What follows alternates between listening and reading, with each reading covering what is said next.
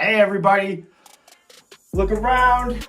It's a little different than the garage. It is winter time here in Vermont, and boy, let me tell you, it is cold in the shop, and I didn't feel like turning on the heater to do a 5-minute video. I'm excited. This is the studio I record the podcast in. That's my gaming station back there, and music and all the stuff. I am always busy, always doing something, and I'm always, I don't know, creating. I'm very creative. Even if it sucks, I still create shit. So here I am. Today I wanted to talk about the 4000 Club and hiking, and kind of what I'm aiming for. And what I'm trying to do is be budget minded, because I don't really want to get too crazy into the extreme side of hiking and all the gear you would want. Kind of want to be your casual hiker, but I'm also different in the sense that I'm going to be carrying a lot of RC supplies, right? So I can't just be bringing a lightweight bag and throwing a ton of batteries and tools and parts and supplies, plus everything I need for food, sleeping, you know, everything that goes along with hiking and the precautions you need to take. But I'm going to show you 3 bags that I have currently that I'm going to probably use and or in a combination use too. Kind of see what I have and go from there. First thing, you always want to stay hydrated. You always want to stay on top of that, because I used to drive for UPS for 20 years, and we deal with extreme heat situations. And dehydration is no joke. So you always want to stay hydrated. You always want to stay on top of that. So I have what I call my day pack. This is my favorite bag to use since I don't know when, for just outings on a day where you're only going for a couple of hours, not anything too crazy. I did use this exact bag for the 48-hour challenge, the 64-hour challenge too, when I went for 64 hours with my RC 4-wheel drive long wheelbase TF2. Well, I had the bladder in here, of course, with the hose, and I put all my, snacks, power packs, and stuff like that. But again, we were only going up the mountain and down the mountain, and I didn't need a ton of stuff with me, because, we weren't doing, crazy braking stuff. I mean, we did, but nothing broke, thankfully. But we just would keep a spare battery, maybe 2 batteries, depending on how long the run was, our food, my water, and that was really it, in tools. And that's what I used. And that's kind of what I used for my daily outings, or if I'm going out with the guys on hard act for a couple of hours, I'll bring this lightweight bag. Has a ton of pockets, ton of little attachment places. I rarely bring a spare with me on my person when I'm doing short outings like that, because I can just walk back to the car and get it. But I really like this. This might be a bag, because we are doing a camp and crawl. I may bring this bag to use once we set up camp, but I haven't decided, because I haven't really seen what we're doing, mapped out the time or anything like that on each mountain. But this is one of my favorite bags to use. For anything else that I'm going out for, hiking a mountain for the day, going far away from my vehicle, or if I'm going on an overnight, I always bring my carry-all.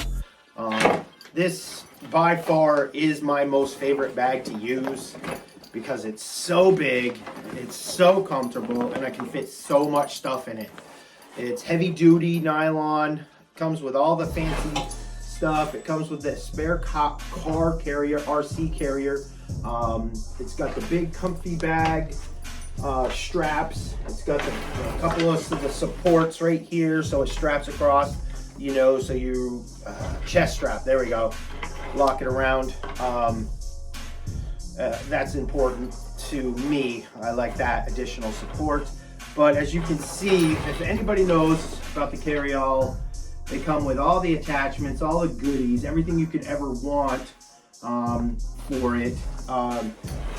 This may be the bag I use, but I'm gonna have to do some work on the camping side of things, what I can put on here for sleeping bags, or if I'm just using blankets and I'm using a hammock setup. If I'm using a hammock setup, that saves me so much room and so much space.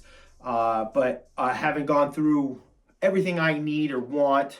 You know, I went to Walmart the other day and kind of just breezed through their hiking stuff. I know it's Walmart, but I'm on a budget. I'm not rich. But I'm gonna go to a couple of other outdoorsy places, you know, I call them crunchy stores, and see what else is out there, and see what I can adapt to my carry-all bag. You know, this thing's been with me for a year and a half, 2 years now, and I've used it a lot. You can see by the dust and dirt all over it. And it's got so many pouches and places to put stuff, which I like. You know, it comes with a small first aid kit. I think I'd go with a little bit bigger first aid kit that I would want for the things. And plus it's got all the cool Velcro to put all my little strappy, you know, patches on. But this is definitely, you know, what I'm leaning towards. It is heavy, but I need to understand I'm not hiking in the sense of like I need to race to get to the top and I'm hiking for days through the mountains and stuff. It's gonna be up, hang out, come back down. So I'm leaning towards this. If I can outfit everything I need to be in my carry-all, this is the bag I'm using. What I do use for hiking in the past is this little jobby right here, my outdoors product.